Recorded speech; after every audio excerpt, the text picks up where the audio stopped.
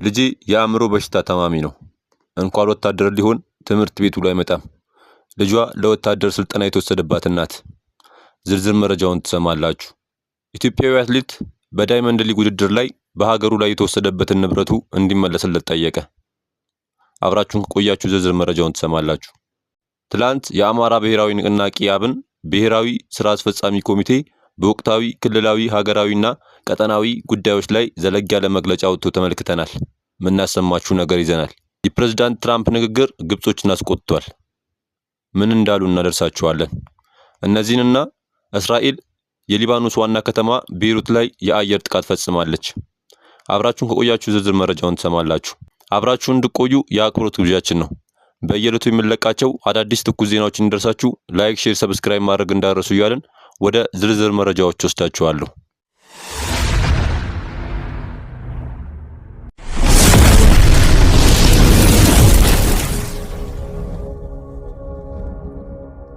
ልጄ የአእምሮ በሽተኛ ታማሚ ነው። እንኳን ወታደር ሊሆን ትምህርት ቤቱ ላይ አይመጣም። ልጇ ለወታደር ስልጠና የተወሰደባት ናት። በአማራ ክልል ሰሜን ወሎ ዞን ወልዲያ አካባቢና በራያ ቆቦ ጎብዬ ከተማ እድሜያቸው ከ18 ዓመት በታች የሆኑ ታዳጊዎች ጭምር በኃይል እየታፈሱ ወደ አዋሽ አርባ ወታደራዊ ማሰልጠኛ መወሰዳቸውን የዓይን እማኞች ተናግረዋል። ልጆቻቸው በኃይል ታፍሰው ከተወሰደባቸው እናት አንዷ መሆናቸውን የገለጹት እናት ልጄ የ8ኛ ክፍል ተማሪ ሲሆን ገና 13 ዓመቱ ነው። ሰፈር ውስጥ ከጓደኞቹ ጋር የጨርቅ ኳስ እየተጫወተ ሳለ የመከላከያ ሰራዊት ልብስ የለበሱ ሰዎች የእኔን ልጅና አብረውት የነበሩ ሌሎች ጓደኞቹን በኃይል መኪና ላይ ጭነው ይዘዋቸው ሂደዋል ሲሉ ተናግረዋል። በተመሳሳይ የወልዲያ ከተማ ነዋሪ መሆናቸውን የነገሩን እና ስማቸው እንዳይገለጽ ያሳሰቡን እናት ልጄ የአእምሮ በሽተኛ ነው። ሰሞኑን ጸበል ይዤው ሰንብቼ ነው ገና የተመለስኩት። ቅዳሜ ጠዋት የመከላከያ ሰራዊት አባላት ሰፈር ውስጥ ገብተው ልጄን ፀሐይ እየሞቀ ያለ ነው ከግቢ ውስጥ አውጥተው የወሰዱት። ልጄ እንኳን ወታደር ሊሆን በአእምሮ ህመም ምክንያት ብቻውን ትምህርት ቤት ደርሶ አይመለስም ሲሉ ገልጸዋል።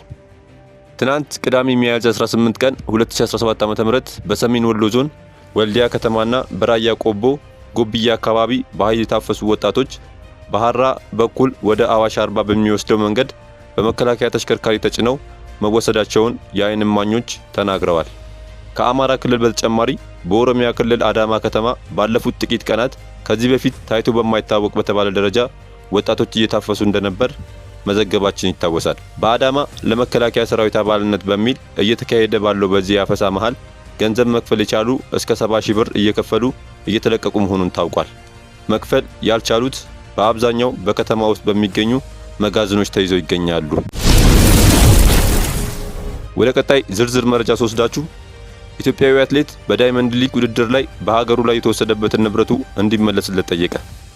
በቻይና ምስራቃዊ ፉጂያን ግዛት ኢግሪት ስቴዲየም በተካሄደው የዳይመንድ ሊግ የአትሌቲክስ ውድድር በወንዶች 3000 ሜትር መሰናክል ሩጫ ውድድር ላይ ኢትዮጵያዊው ኃይለማርያም አማረ አምስተኛ ከወጣ በኋላ በወረቀት ጽፎ ያስተላለፈው መልእክት መነጋገሪያ ሆኗል።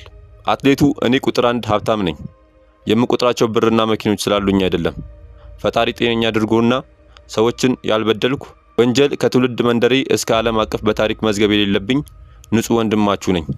በልጅነት እድሜ ብቸኛውን የሰራሁትን ቤቴን ንብረቴን በአስቸኳይ መልሱልኝ ሲል ጠይቋል። የአትሌቱን ቤትና ንብረት ማን ወሰደው፣ ለምንስ ተወሰደ የሚሉ ጥያቄዎች ያልተብራሩ ሲሆን አትሌቱ ምናልባት ለውድድር ካቀናበት ሲመለስ ይፋ ያደርገዋል ተብሎ ይጠበቃል። ትላንት የአማራ ብሔራዊ ንቅናቄ አብን ብሔራዊ ስራ አስፈጻሚ ኮሚቴ በወቅታዊ ክልላዊ ሀገራዊና ቀጠናዊ ጉዳዮች ላይ ዘለግ ያለ መግለጫ ወጥቶ ተመልክተናል። ፓርቲው ወልቃይትን አስመልክቶ ባሰፈረው ሐሳብ የወያኔ ትንኮሳና የጦርነት ቅስቀሳ ከሰብአዊነት ጉዳይና ከሀገራዊ ሰላምና ጸጥታ ጋራ በቀጥታ የሚገናኝ በመሆኑ የሚከተለውን ጥሪ ለሚከተላቸው አካላት እናቀርባለን በማለት ተከታዮቹን 3 ጉዳዮች አስቀምጧል። በአንደኛ ደረጃ ያስቀመጠው የፌዴራሉ መንግስትና መላው የኢትዮጵያ ህዝብ የወልቃይት ጠገዴ እስቴት ሁመራ ህዝብ ያገኘው አንጻራዊ ነጻነት፣ ሰላምና መረጋጋት በዘላቂነት እንዲጸናና አካባቢው የህወሓት የጦርነት አጀንዳ ሰለባ እንዳይሆን ከሰላም ወዳዱ ከወልቃይት ህዝብ ጎን እንዲሆን አበክረን እንጠይቃለን ሲል፣ በሁለተኛ ደረጃ ያስቀመጠው ደግሞ በራያ አካባቢዎች በህዝብ ትግል የተገኘው ድል ማጽናት ያልቻለው መንግስት በፈጠረው ክፍተት የወያኔ ኃይሎች ዛሬም ድረስ ህዝባችንን በተራዘመ መከራ ውስጥ ያስገቡት ቢሆንም ህዝባችን ዕለት በዕለት መስዋዕትነት እየከፈለ ለነጻነቱ የሚያደርገውን መዋደቅ መንግስት እውቅና እንዲሰጠውና ለወያኔ የተጋለጠውን ህዝባችንን ህልውና እንዲያስጠብቅ እናሳስባለን ሲል በሶስተኛ ደረጃ ደግሞ ይህም ብሏል። የአማራና የትግራይ ህዝቦች የረጅም ዘመን ታሪካዊና ባህላዊ ቁርኝት ያላቸው መሆናቸው የማይሻር ሀቅ ሲሆን በወያኔ ኃይል የተሳሳተ ትርክት ምክንያት የተፈጠረውን ነውረኛ ማህበራዊ አጥር ውል ኦፍ ሼም ማፍረስ እጅጉን ያስፈልጋል።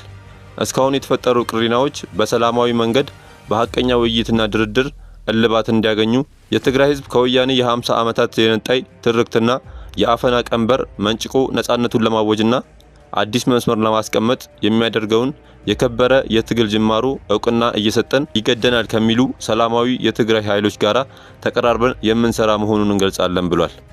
ፓርቲው በመግለጫው የአማራ ክልልን ወቅታዊ ጉዳይ በስፋት አካቷል። የፕሬዝዳንት ትራምፕ ንግግር ግብጾችን አስቆጣ። ትራምፕ በሲዩዝ ካናል ላይ የአሜሪካ መርከቦች ምንም ሳይከፍሉ መጓዝ እንዳለባቸው መግለጻቸው ዛሬ በግብጽ በከፍተኛ ሁኔታ መነጋገሪያ መሆኑን ዘናሽናል ዘግቧል። በዚህ ጉዳይ ላይ በርካታ ግብጻውያን የተቃውሞ አስተያየቶችን እየሰጡ መሆኑን ዘገባው አስረድቷል። ከነዚህ መካከል የቀድሞ የግብጽ ፕሬዝዳንት ሁሴኒ ሙባረክ ልጅ የሆነው አልሙባረክ ፕሬዝዳንት ትራምፕ ከእንዲህ አይነት ከንቱ ንግግር ይቆጠቡ፣ ብልህ ይሁኑ ሲል መጻፉንም ጠቅሷል።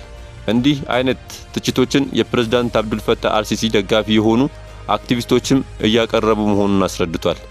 ለግብጽ ቤተ መንግስት ቅርበት ያለው ላሚስ አልሃዲድ የተባለው ጋዜጠኛ በበኩሉ ትራምፕ የሲዩዝ ካናል በይፋ የተመረቀው በ1869 ነው። ይህ ዓመት ደግሞ እናንተ የእርስ በእርስ ጦርነታችሁን ያቆማችሁበት ነው። እርሶ ግን አሁንም ባሪያ ያሉት አድርገው ይቆጥራሉ ብሏል። ግብጾችን ያስቆጣው ፕሬዝዳንት ትራምፕ በሶሻል ትሩዝ ገጻቸው ላይ የአሜሪካ መርከቦች በሲዩዝ ካናልና ፓናማ ካናል ምንም ክፍያ ሳይከፍሉ እንዲተላለፉ ሊፈቀድ ይገባል፣ ምክንያቱም እነዚህ ካናሎች ካለ አሜሪካ ህልውና አይኖራቸውም በሚል መግለጻቸው ይታወሳል። እስራኤል የሊባኖሷ ዋና ከተማ ቤይሩት ላይ የአየር ጥቃት ፈጸመች። የእስራኤልን ጥቃት ተከትሎ ኢራን እስራኤል ሽብር እየዘራች ነው በሚል ማውገዟም ተሰምቷል። በደቡባዊ ቤይሩት ላይ የተሰነዘረው ጥቃት የእስራኤልን ትክክለኛ ባህሪ በግልጽ የሚያሳይ ነው ያለችው ኢራን እንዲህ አይነቱ የወንጀል ድርጊት የሊባኖስ ህዝብን ከቆመበት ዓላማ አይበግረውም የሚል መግለጫ ሰጥታለች። የሂዝቡላህ የፓርላማ አባል ኢብራሂም ማዋሳዊ የመንግስታቱ ድርጅት እስራኤልን እንዲያወግዝም ጠይቀዋል። የእስራኤል አየር ጥቃት የሊባኖስ ሉዓላዊነትንና ዓለም አቀፍ ህግጋትን የሚጥስ ነው ብለዋል የፓርላማ አባሉ። የሊባኖስ መንግስት ለተባበሩት መንግስታት ድርጅት ጉዳዩን እንዲያቀርብና የጸጥታው ምክር ቤት በአስቸኳይ ስብሰባ እንዲያደርግም አስገንዝበዋል። ሂዝቡላም ትጥቅ እንደማይፈታ ያሳወቀ ሲሆን የቀጠናው ውጥረት መልኩን ሊለውጥ እንደሚችል ግን ዓለም ልትረዳው ይገባል በሚል አስጠንቅቋል። ተመልካቾቻችን ለዛሬ የያዝንላችሁን ርዕሰ ጉዳዮች እዚህ ላይ ቋጨን። ላይክ፣ ሼር እና ኮሜንት በማድረግ ለቻናላችን ድጋፋችሁን መግለጽ እንዳትዘነጉ እያልን ከሌሎች መረጃዎች ጋር ደግመን እስክንገናኝ ቸር ያሰማን ስንል ተሰናበትን።